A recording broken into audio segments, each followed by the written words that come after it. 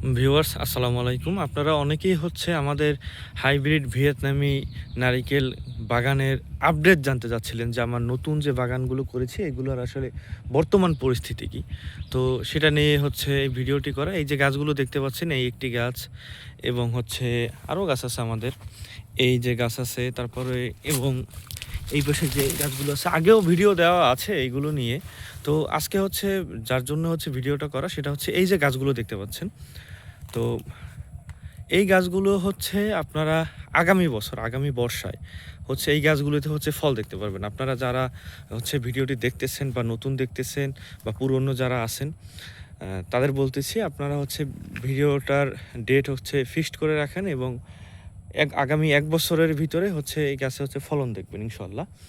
তো আপনাদের এই পাশে যে আমাদের ছোট গাছগুলো যে রয়েছিল, এর আগের ভিডিওতে যেগুলো দেখানো হয়েছিল, এই গাছগুলোর বয়স 7 মাস বা 7.5 মাস এরকমের।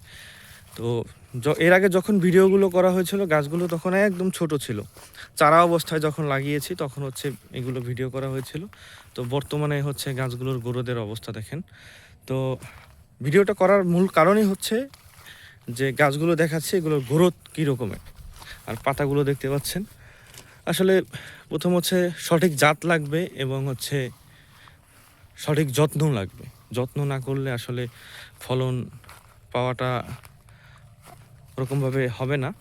তো আমাদের এই পাশে যে বাগান আছে, এই বাগানটা এই যে কিছুদিন হলো পরিষ্কার করেছি। তো সেটা একটু দেখানোর চেষ্টা করব। আমরা নারিকেল গাছের পাশাপাশি যেমন এই যে দেখতে পাচ্ছেন কলা গাছ লাগানো আছে। কলা গাছ পাশাপাশি এই যে নারিকেল গাছ, পাশাপাশি নারিকেল গাছ এবং কলা গাছ একসাথেই তারপরে ভিতরে আমাদের আম গাছ আছে।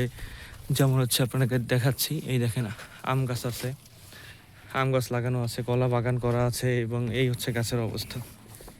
এই যে গাছগুলো প্রত্যেকটি গাছে আগামীতে ফলন দেখতে পারবেন।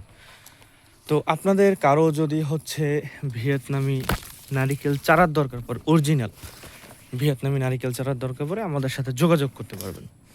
তো আমাদের সাথে যোগাযোগ করতে আমাদের ডিসপ্লেতে যে নাম্বার দেয়া থাকবে, এই নাম্বারে যোগাযোগ করবেন। আর আপনার পছন্দ মতো যে অরিজিনাল ভিয়েতনামি নারিকেল চারা, সেটি আমাদের কাছ থেকে সংগ্রহ করতে পারবেন। ধন্যবাদ। আসসালামু আলাইকুম।